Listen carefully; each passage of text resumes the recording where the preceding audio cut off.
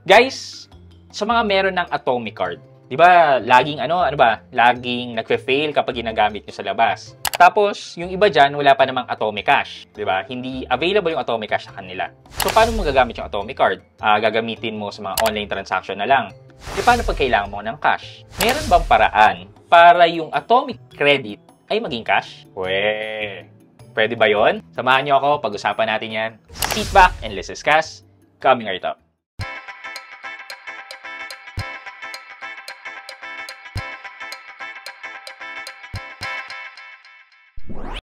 Hi guys, this is Pat and you're in Pat Quintos Review TV. So if you're new here to my channel, I do reviews about personal finance na meron akong experience at ginawa ko na yan ng videos and playlists makikita nyo dito sa taas. At kung bago kayo dito sa channel ko, you may want to consider subscribing to my channel.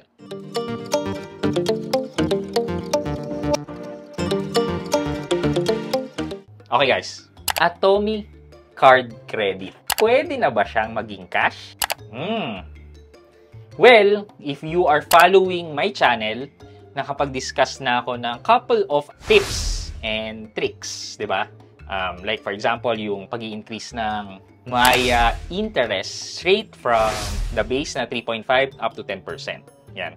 And then meron din naman si SPay Later. Kung gusto nyo panoorin yan, yan yun. And yung ano nga pala, yung 10%, ito yun. Yan, panoorin nyo na lang. Pero this time, si Atomic naman. Sige na nga. So, yes, pwede nating gawing cash yung pera dun sa Atomic Card natin. Yan. Paano? Yun nga sabi ko, if you're following me, you're watching my videos, na-discuss ko na yung method na to. So, anong method ang gagawin natin? Ang gagawin nating method dito ay yung ginawa natin para ma-increase yung base interest ng Maya natin na maging 10%. So, in this procedure, ang kakailanganin natin ay GrabPay. So, meaning Grab account na verified or upgraded ang GrabPay. Again guys, take note. Upgraded, verified ang GrabPay. Anong ibig sabihin nun? Kailangan na-complete nyo yung verification, nakapag-submit kayo ng ID, nakapag-video kayo, tapos in-approve ni Grab. Kung ganun yung nangyari, verified ang GrabPay nyo. And kung verified ang GrabPay nyo, makakapag-bank transfer na kayo. Okay, so let's say meron na kayo. So ano ang gagawin natin? Well, ang gagawin natin ay yung Atomic Card natin, either physical card yung gamitin nyo or yung virtual card, ililink natin yan kay Grab. So, paano ang gagawin natin? So, punta kayo kay Grab, punta kayo sa payment, tapos i-click nyo yung GrabPay wallet. Makikita nyo dito yung top up, transfer, and send. Pag-click nyo yung top up, nandito yung iba't ibang way for you to top up. And sabi ko nga, ililink natin yung Atomic Card. So, click nyo yung cards dito sa baba. Nandito lahat ng listahan ng cards ko, which is naka-blurred na lang. Kuya editor, please paki-blur na lang. And then sa ilalim, merong add card. Ayan. So, in short, i-add lang natin yung Atomic Card natin dito. Either nga yung physical card or yung virtual card. So, i-fill out nyo lang yung information dyan, yung card number, expiry date, and CVV. Okay.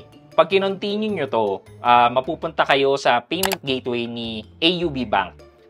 And then magsasend ng OTP sa inyo. Tapos, pagka-send ng OTP sa inyo, matcha-chargean kayo ng 50 pesos sa Grab. Once na ma-charge na kayo ng 50 pesos and na-link na yung inyong Atomic Card, makikita nyo na yung card dito sa listahan ng mga cards. And then, i-refund yung 50 pesos. So, na ipapakita ko sa inyo, magtatap up ako ng 200 pesos from my Atomic Card papunta kay Grab. Click natin yung GrabPay wallet, tapos cards. Select natin yung Atomic Card na nilagay nyo, Atomic Card ko. Enter natin 200 pesos. Next, click confirm.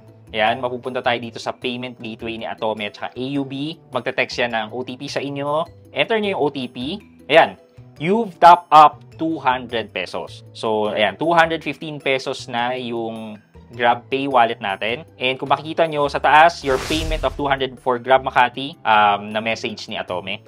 Now, since available na yung pera dito kay GrabPay, pwede na natin i-bank transfer to sa banks natin or sa e-wallet natin. Just take note, merong 15 pesos na fee for bank transfer and e-wallet transfer. So, try natin yan. Ayan, GCash. Send natin sa GCash. You've sent 200 pesos to GCash. Ayan, kung makikita nyo, i-refresh natin yung GrabPay wallet. Ayan, 50 cents na lang yung natira. Tapos, kung pupunta tayo sa GCash ko, ayan, may 200 pesos na ako. Silipin naman natin si Atome. Ayan, 13,300 yung credit limit ko. I-refresh lang natin yan. Ayan, 13,100 na lang. So, ayan, makikita natin na na-convert natin into cash yung ating Atomic credit. Actually, pwede rin to sa sa Maya, yung magta-top up ka using card. But, pagdating kasi sa Maya, 200 pesos yung service charge ni Maya if you're going to top up using debit card or credit card. So, mas okay na gamitin si Grab kasi wala namang additional fees. Ang fee mo na lang dito is yung pag InstaPay, transfer mo from GrabPay papuntang electronic wallet or bank. So, sana nakatulong to sa inyo. Okay? Lalo na sa mga merong Atomic credit na laging nagpe-fail pag ginagamit nyo, edi itap up nyo na lang kay Grab and then gamitin nyo sa Grab pambayad or ibang transfer nyo na lang para maging cash. Okay? So, sa mga nagsasabi dyan na, ay nako, mawawala na naman to. Ay nako, ibablock nila to. Di skip nyo na lang po yung video na to. Kung sa tingin nyo hindi to para sa inyo, skip nyo na lang po. Bawasan po natin yung negativity. Kasi kapag may nakita po akong mga ganyan, wala lang naman din po sa akin, dumadaan lang po yan sa feeds ko. Anyway, for our question of the day. Given yung track record ni Atome na madalas nagfe-fail kapag ginagamit mo, mas okay bang gamitin mo na lang, i-convert mo na lang sa cash, o wag mo na lang gamitin? Let me know sa comment section sa baba para sa chance nyo manalo ng 1,000 pesos sa ating weekly GCash giveaway. And also, huwag nyo kalimutang maglagay ng hashtag Road to 100k sub para sa chance nyo namang manalo ng cellphone giveaway every month until we reach the 100k subscriber milestone. Yun lamang po, but before we end this video, mag-shoutout po muna tayo at shoutout kay at Levidia Sangas 9122. Sabi niya, thanks Sir Pat sa review. Very, very educational and give awareness to the viewer na nagbabalak mag-loan sa mga lending apps. At Levidia Sangas 9122, shoutout po sa inyo at maraming salamat po sa patuloy na panonood at pagsuporta sa aking channel.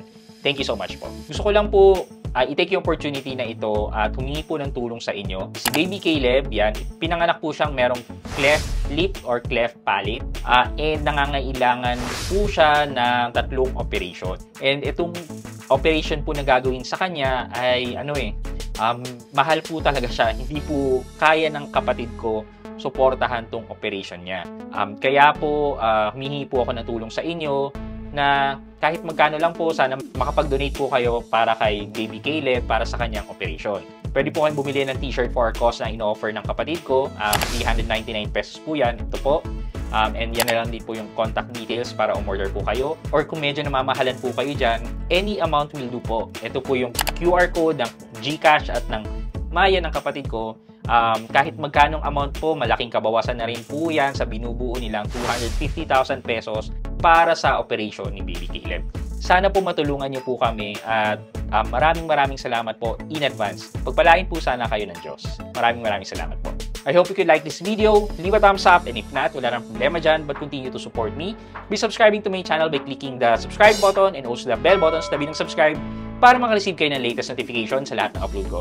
Again guys, this is Pat Quinto and you're in Pat Quinto's Review TV. Bye-bye!